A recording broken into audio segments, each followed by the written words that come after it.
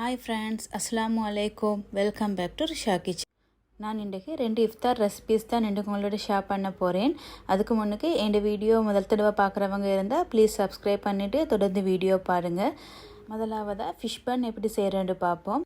அதுக்கு ஒரு பவுலில் இளம் சூடான மில்க் ஊற்றிக்கொள்ளுங்க. அதில் 1 டீஸ்பூன் ஈஸ்ட்டும் 1/2 டீஸ்பூன் சுகரையும் ஆட் பண்ணி கொஞ்சம் மிக்ஸ் பண்ணிக்கொள்ளுங்க. ஃபஸ்ட்டில் இருந்தே என் சேனலை சப்ஸ்கிரைப் பண்ணி சப்போர்ட் பண்ணுற சப்ஸ்கிரைபர்ஸ்க்கும் வியூவர்ஸ்க்கும் இப்போ ரீசெண்டாக சப்ஸ்கிரைப் பண்ணுற எல்லா சப்ஸ்கிரைபர்ஸுக்கும் தேங்க்யூ ஸோ மச். தொடர்ந்து உங்களோட சப்போர்ட்டை தாங்க. இன்ஷா அல்லாஹ் ஃப்யூச்சர்லேயும் இது மாதிரி நல்ல வீடியோஸை போடுறதுக்கு ட்ரை பண்ணுறேன். இதை மிக்ஸ் பண்ணிவிட்டு 10 மினிட்ஸ்க்கு இதை மூடி வைங்க.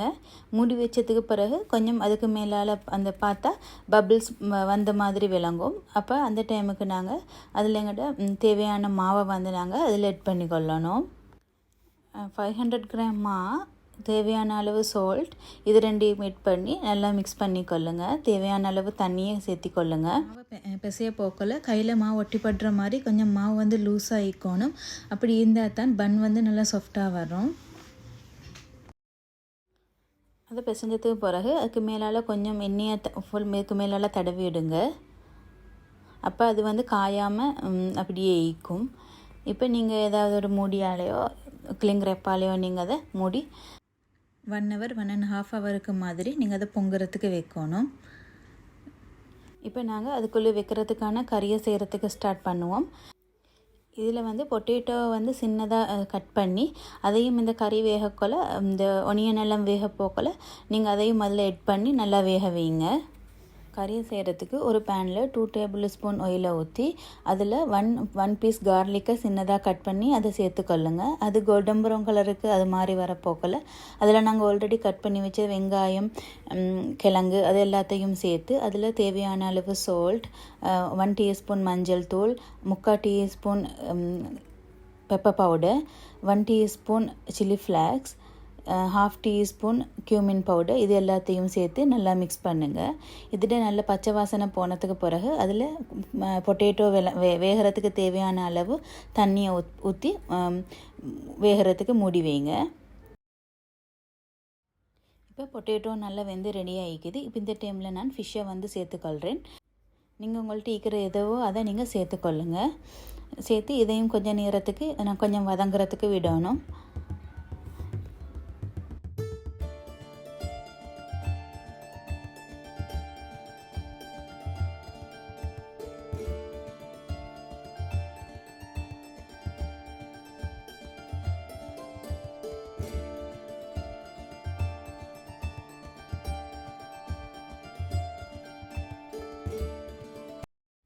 இப்போ அவியலும் நல்லா ரெடியாக இருக்குது.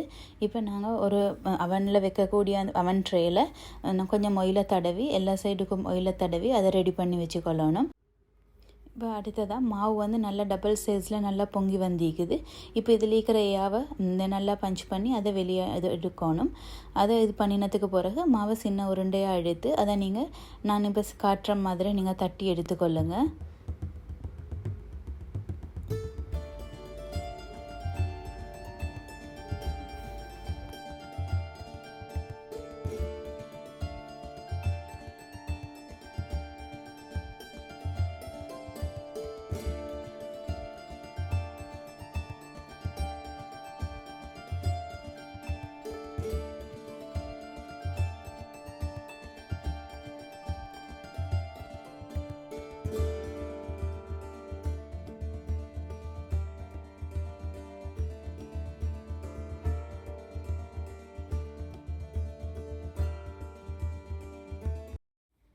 மாவை தட்டினதுக்கு பிறகு 1 டேபிள் ஸ்பூன் கறியை வச்சு அதை அந்த டோட 2 சைடையும் மடித்து விடுங்க.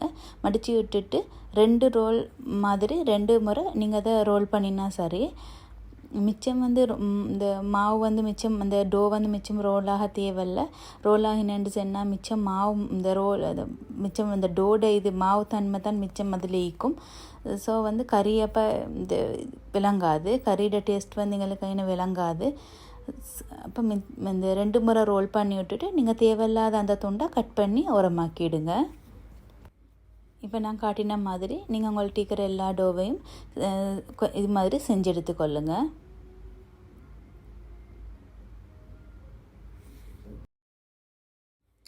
எனக்கு 500 கிராம் மாவுக்கு ஒரு 8 பன் மாதிரி வந்துச்சு. இப்போ நாங்கள் இதுக்கு மேலால் எக் ஒஷண்டு கொடுக்கணும். அதுக்கு ஒரு எக்கு உடச்சி ஒரு ப்ரஷ்ஷாண்டால் இதுக்கு மேலே அப்ளை பண்ணுங்கள். அப்போ தான் அது கோல்டன் ப்ரௌன் கலருக்கு பார்க்குறதுக்கு அழகாக இருக்கும்.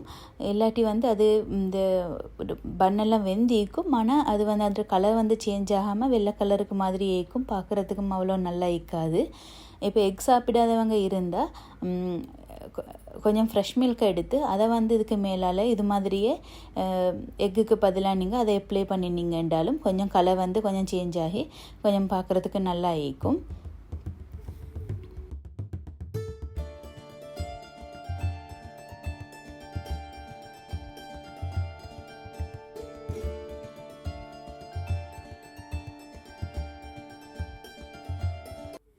அடுத்ததாக உங்கள்கிட்ட இருந்தேன்டா கொஞ்சம் எள்ளு வந்து இதுக்கு மேலால் தூவிக்கொள்ளுங்க. எள்ளு இருந்தால் எள்ளு தூவிக்கொள்ளுங்க, இல்லாட்டி கரிஞ்சீரகம் இருந்தாலும் கொஞ்சமாக அதையும் மேலால் தூங்கிக்கொள்ளுங்க. அப்போ பார்க்குறதுக்கே நாங்கள் ஷாப்பில் பேக்கரியில் வாங்குகிற பன் மாதிரி பார்க்குறதுக்கு அழகாக இருக்கும். இப்போ இதெல்லாம் செஞ்சதுக்கு பிறகு 10 to 20 மினிட்ஸ்க்கு நீங்கள் அப்படியே ரெஸ்ட்டில் வைங்க.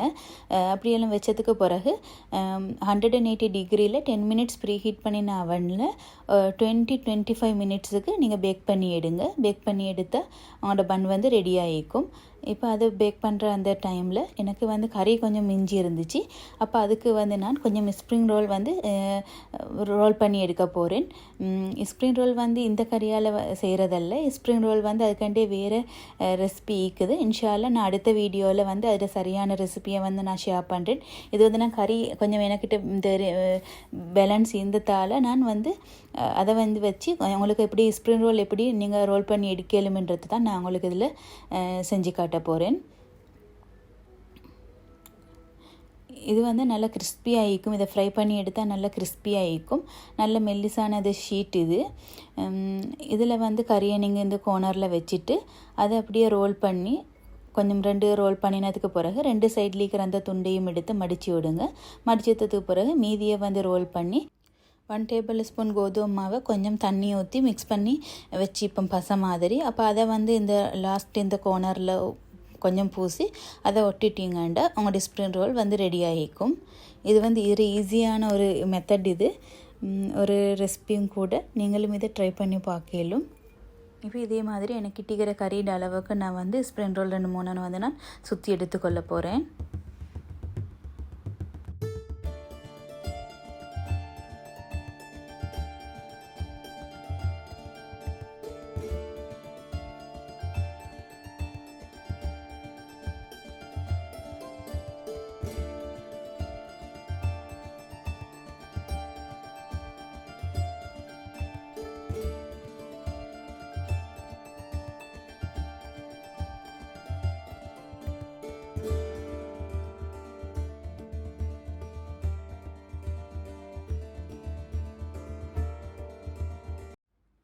இப்போ பன் வந்து நல்லா கோல்டன் ப்ரௌன் கலருக்கு ரெடி ஆகிக்குது.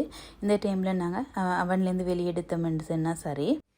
இப்போ இந்த பன்னுக்கு மேலால் கொஞ்சம் பட்டரை வந்து மெல்ட் பண்ணி அதுக்கு மேலால் அப்ளை பண்ணிவிடுங்க. அப்போ நல்லா பார்க்குறதுக்கு நல்லா ஷைனிங்காக இருக்கும். அதை அப்ளை பண்ணினதுக்கு பிறகு ஒரு இந்த கொஞ்சம் வெட் க்ளோத் உண்டால் அதுக்கு மேலால் மூடி வச்சிங்கண்டா பன் நல்லா குயிக்காக நல்லா சாஃப்டாக பன் வந்து வரும். இப்போ பன் வந்து நல்லா சாஃப்டாக மாதிரி வந்திக்கு நான் காட்டின மாதிரியே சேம் அதே அளவு இன்க்ரீடியன்ட்ஸ் மெஷர்மெண்ட்ஸை வச்சு நீங்களும் ட்ரை பண்ணி பாருங்கள். உங்களுக்கும் இதே மாதிரி நல்ல சாஃப்டான பன் உங்களுக்கும் கிடைக்கும். நாங்கள் பேக்கரிகளில் எடுக்கக்கூடிய மாதிரியே அதே மாதிரி அதே டேஸ்ட்டில் நல்ல சாஃப்டான ஃபிஷ் பன்னாக தான் இருந்துச்சு. நீங்களும் இதை கட்டாயம் ட்ரை பண்ணி பாருங்கள். அடுத்தது வந்து நாங்கள் ஸ்ப்ரிங் ரோலை ஃப்ரை பண்ணுறதுக்கு ஸ்டார்ட் பண்ணுவோம். இதை வந்து இந்த ரோல் பண்ணி வச்ச இந்த ஸ்ப்ரிங் ரோலை வந்து டீப் ஃப்ரை பண்ணி எடுத்தோம்னு சொன்னால் நல்ல கோல்டன் ப்ரௌன் கலருக்கு அது மாதிரி வந்ததுக்கு பிறகு எடுத்தோம்னு சொன்னால் ஸ்ப்ரிங் ரோல்ஸும் வந்து ரெடி ஆகிடும். இந்த ஸ்ப்ரிங் ரோல் ஷீட்டை வந்து நீங்கள் வாங்கி ஃப்ரீஸ் பண்ணி வச்சிங்கண்டா உங்களுக்கு தேவையான ஒரு டைமில் நீங்கள் டயர்டாகிக்க போக்கலை, உங்களுக்கு வேறு என்ன சரி பிஸி ஆகிக்கிற டைமுக்கு நீங்கள் உங்களுக்கு டீக்கிற கறியை வந்து வச்சு டக்குன்னு உங்களுக்கு சுற்றி எடுக்கலும். இது உங்களுக்கு ஒரு ஹெல்ப்ஃபுல்லாக இருக்கும். நான் காட்டின இந்த 2 ரெசிபியும் நீங்களும் ட்ரை பண்ணி பாருங்கள். இந்த வீடியோ பிடிச்சிருந்தா லைக் பண்ணுங்கள், ஷேர் பண்ணுங்கள், கமெண்ட் பண்ணுங்கள். புதிய வியூவர்ஸ் பார்த்துட்டு இருந்தால் ப்ளீஸ் சப்ஸ்கிரைப் பண்ணுங்கள், சப்போர்ட் பண்ணுங்கள். தேங்க்யூ ஃபார் வாட்சிங்.